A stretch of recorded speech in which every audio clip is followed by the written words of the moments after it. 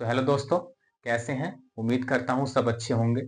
चलिए, हम जो बात करने वाले हैं वो करेंगे संविधान की ऐतिहासिक पृष्ठभूमि को लेकर, कॉन्स्टिट्यूशन के हिस्टोरिकल बैकग्राउंड को लेकर।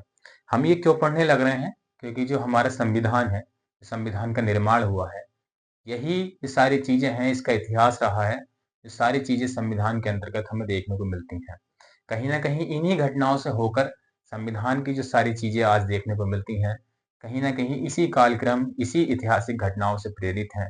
और जब हमारे देश में अंग्रेज ब्रिटिश शासन कर रहे थे, तो हमारे देश में जो रूल रेगुलेशन बनाने का कार्य था, वो अंग्रेजों के द्वारा, ब्रिटिश सरकार के द्वारा ही किया जा रहा था।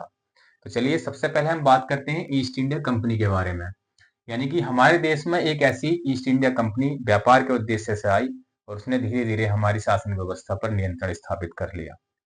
ये महारानी एलिजाबेथ के द्वारा परमिशन ग्रांट होने के बाद ये हमारे देश में शासन सत्ता को पूर्णतः अपने नियंत्रण में ले लेती है। पहले तो ये व्यापार के लिए आती है, लेकिन धीरे धीरे ये हमारे देश के शासन सत्ता पर अपना अधिकार जमा लेती है। 1765 तक आते आते 1765 तक आते आते ये हम सारे, मतलब बहुत क्षेत्रों पे ऐसे जो अपना नियंत्रण स्थापित कर लेती हैं, जिसमें कि बंगाल, बिहार, उड़ीसा, ये 3 क्षेत्र ऐसे थे जहां से दीवानी अधिकार प्राप्त कर लेती है। अब वहां से यह राजस्व उगाही का कार्य करने लगती है। इस क्रिया में, इस काल क्रम में काफी कुछ मुनाफा कमाती है ये कंपनी। और तब आती है 1773 तक की बात, जब 1773 में आकर कंपनी को ये लगने लगता है, सरकार को ये लगने लगता है कि अब भारत की शासन सत्ता चलाने के लिए नियम कानून बनाना बेहद जरूरी है। तो वो नियम कानून बनाने के लिए अधिनियम का निर्माण करते हैं, और कुछ कानून इस प्रकार से बनाते हैं। चलिए, उन्हीं पर चर्चा करते हैं। इन्हीं कानूनों से होकर हमारे संविधान में कहीं ना कहीं चीजें दिखाई देती हैं, और यही प्रक्रिया, यही कानून कहीं ना कहीं हमारे संविधान के अंतर्गत इनकी चीजें ही समाहित की गई हैं। तो सबसे पहले अगर हम बात करने लगे, 1773 से 1857 तक ईस्ट इंडिया कंपनी के अधीन कानून बनाए गए। इन्हीं के दोनों के अंतर्गत कानून का निर्माण किया गया था। और दूसरी बात, ये कंपनी के अधीन कानून का निर्माण किया जा रहा था। और दूसरी बात करें, इसको चलाने के लिए कंपनी का सहारा लिया जा रहा था, कंपनी के प्रत्यक्ष नियंत्रण में थी। दूसरे में 1857 से 1947 तक क्राउन द्वारा कानून का निर्माण किया जा रहा था। यानी कि 1857 की एक क्रांति हुई थी बड़े स्तर की, जिस कारण से हमारे देश की शासन व्यवस्था, अंग्रेजों की शासन व्यवस्था कमजोर होती जा रही थी। इसलिए भारत पर अप्रत्यक्ष रूप से ब्रिटिश सरकार यानी क्राउन का शासन स्थापित हो चुका था। अब उन्होंने कानून का निर्माण करना प्रारंभ कर दिया था, और वह कानून प्रत्यक्ष रूप से बनाने लगे थे। दूसरे में हम बात करते हैं अब सीधा 1773 के रेगुलेटिंग एक्ट पर। ये 1773 से 1857 तक के एक्ट देखेंगे हम।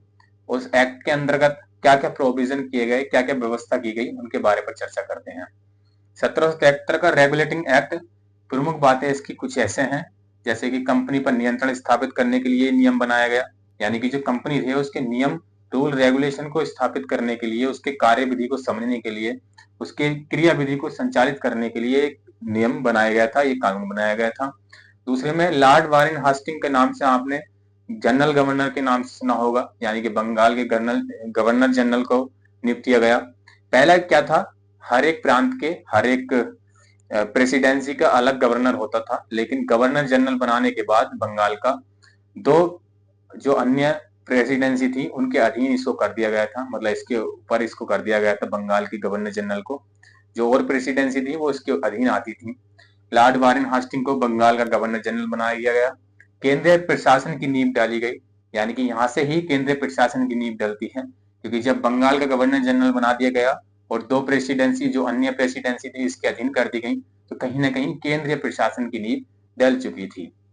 दूसरे में सर्वोच्च न्यायालय की स्थापना की गई 1974 में। कलकत्ता के अंदर सर्वोच्च न्यायालय की स्थापना की गई, जिसमें एक मुख्य न्यायाधीश और 3 अन्य न्यायाधीश की नियुक्ति की गई थी। दूसरा एक्ट आता है हमारा 1781 का संशोधन अधिनियम, क्योंकि 1773 के अधिनियम में कुछ ना कुछ खामियां थी। इसको संशोधित करने के लिए 1781 में एक संशोधन अधिनियम लाया गया। इसको हम कभी कभी बंदोबस्त कानून के नाम से भी जानते हैं। इसमें क्या व्यवस्था की गई थी, क्योंकि पहले जो, सॉरी मैं एक चीज बताना भूल गया आपको, जो रेगुलेटिंग एक्ट था लॉर्ड वारेन हास्टिंग का, इसकी स्थापना मतलब लॉर्ड वारेन हास्टिंग को गवर्नर जनरल बनाया गया था। तो उस गवर्नर जनरल की सहायता हेतु 4 सदस्य परिषद की नियुक्ति की गई थी, ताकि वो लॉर्ड वारेन हास्टिंग को सहायता दे सकें और इसमें कार्य अच्छे से कर सकें।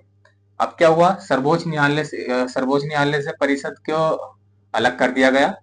जो हमारा सर्वोच्च न्यायालय था 1774 में जो स्थापना की गई थी, उसको परिषद से अलग कर दिया गया, क्योंकि पहले जो परिषद थी वो इसके अधीन ही आती थी कलकत्ता सर्वोच्च न्यायालय के अंतर्गत, तो उसको अलग कर दिया गया। दूसरे में राजस्व वसूली के मामले जितने थे वो भी इससे अलग कर दिए गए, वो भी सर्वोच्च न्यायालय से अलग कर दिए गए। कलकत्ता के निवासियों के लिए सर्वोच्च न्यायालय का एक अधिकार स्थापित कर दिया गया, जो कलकत्ता के निवासी थे उन पर। अब जो सर्वोच्च न्यायालय ऊपर हो गया था, यानी कि उनके ऊपर एक अधिकार प्राप्त कर लिया था, तो वो हिंदू और मुस्लिमों के लिए कानून और उनके बाद निवारण का कार्य कर सकता था। यानी कि जो हिंदू और मुस्लिम की व्यक्तिगत विधियां थी, उनके आधार पर वो बात का निपटारा करने लगा था। अब हम बात करते हैं 1786 का अधिनियम। इसमें लॉर्ड कॉर्नवालिस यहाँ के दोबारा क्या कहते हैं गवर्नर जनरल बन के आए। इन्होंने 2 शर्तें रखी थी। पहला ये कि जो काउंसिल है, अब तक जो था वो काउंसिल थी, वारेन हास्टिंग की जो काउंसिल थी, वो उसको सदस्य उसकी बातों को मानने के लिए लॉर्ड वारेन हास्टिंग बाध्य था। लेकिन इसने पहली शर्त रखी कि मैं इस परिषद की बात को मानने से इनकार करता हूं और मैं इस बात को मानने का बाध्य नहीं होना चाहिए। पहली मेरी शर्त ये होगी। दूसरी शर्त कि अब मुझे कमांडर बना दिया जाए, यानी कि मुझे सेना का कमांडर बना दिया जाए, तब मैं यहाँ पर अपना क्या कहते हैं गवर्नर जनरल बनने के लिए तैयार हूँ। तो इसने 2 शर्तें रखी थी। इसी में हमारा एक एक्ट और आता 1793 का एक चार्टर एक्ट।